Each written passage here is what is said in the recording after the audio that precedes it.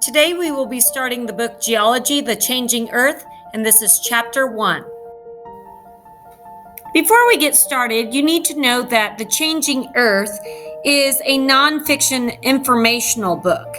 There is one chapter in this book that is a literary chapter, which means it tells a story. So if you look through the chapters, can you tell which chapter is a literary story? If you said Chapter 5, Mythic Volcano Spirits, you would be correct.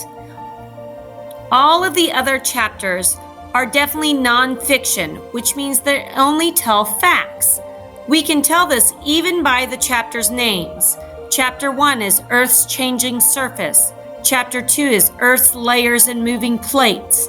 Chapter 3 is Earth Shakes and Quakes. Chapter 4 is Earth's Fiery Volcanoes. All of those you can tell have to do with actual facts.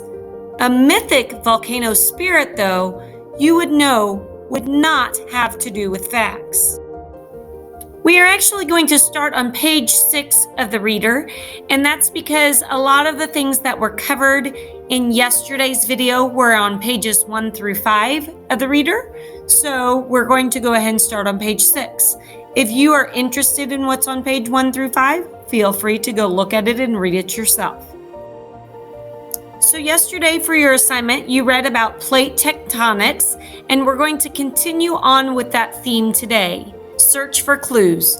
So what about the jigsaw puzzle fit of the continents? During the 1800s and the early 1900s, geologists studied rock layers on the continents. They made many intriguing discoveries. For example, rock layers along the northern and eastern coast of South America match rock layers along Africa's western coast. Also, deposits of coal and salt in the eastern North America are similar to those in southern Europe. So you can see based upon this map that the discoveries of rock layers as well as coal and salt indicate the continents had once been joined. Geologists found fossils of an ancient fern called Glossoteris in similar rock layers in Africa, India, Australia, and South America. They found fossils of an ancient reptile, Lystosaurus, in both southern Africa and in India. In South America and Africa, fossils of another ancient reptile, Cygnognathus, turned up directly across the Atlantic Ocean from each other. These discoveries seem to indicate that the continents had once been joined. But how? Furthermore, how had they become separated?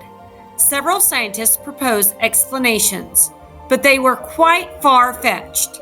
One involved a gigantic eruption from the center of the Earth that ripped all the land apart.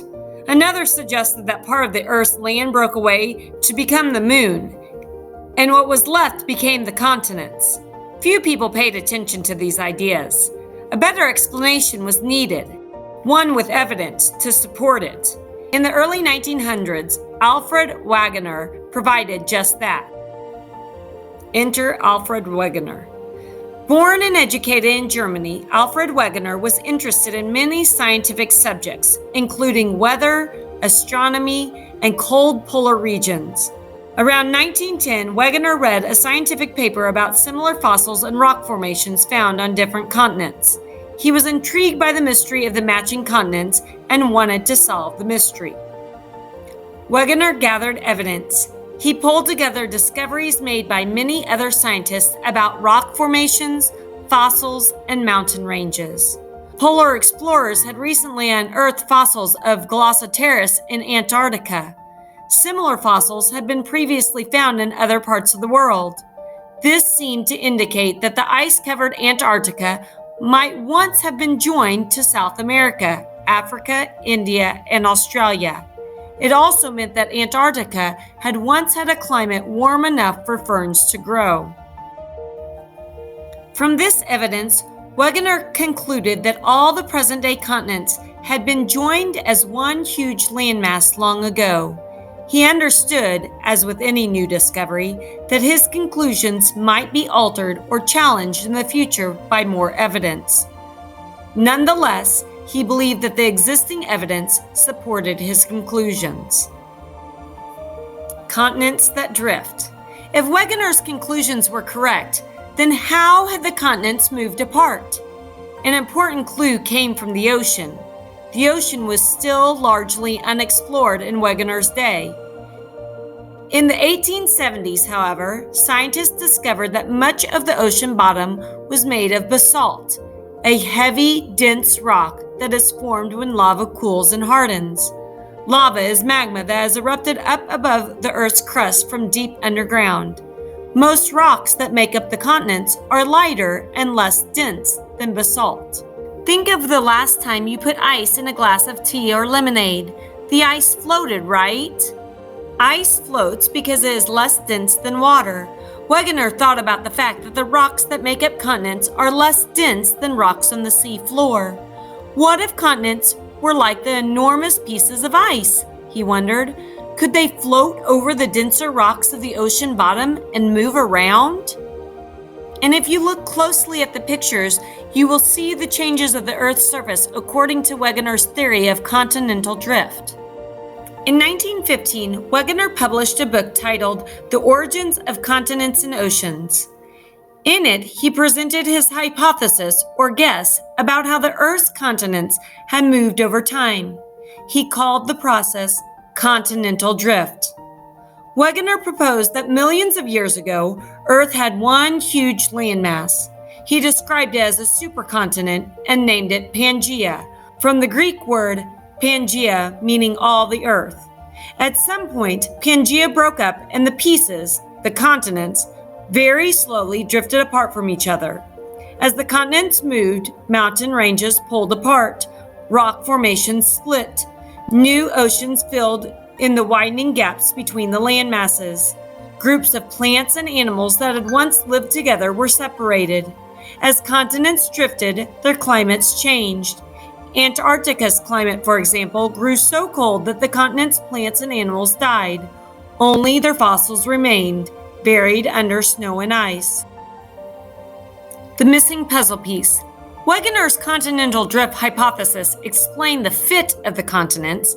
It explained how matching rocks, fossils, and land features ended up in different places. It explained how the climate had changed on some continents too. Yet other scientists criticized Wegener's ideas and rejected his hypothesis. Why? It didn't explain how drifting continents actually moved.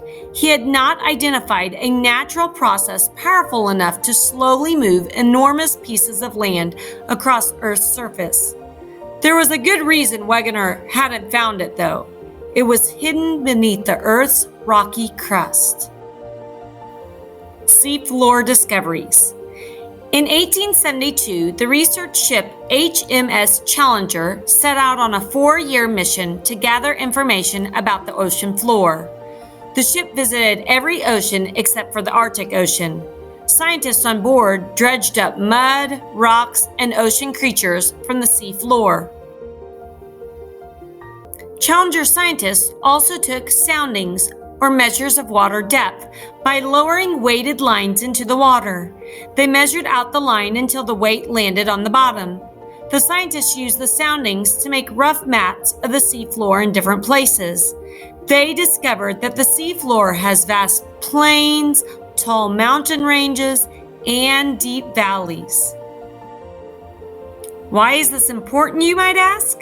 Come back tomorrow and find out. But before you go, notice the word soundings was located in the reading. It was then followed by a definition, measures of water depth. It wasn't a bold word, but the context clues helped me to know what the meaning of sounding was. That is another good strategy to use when looking for definitions.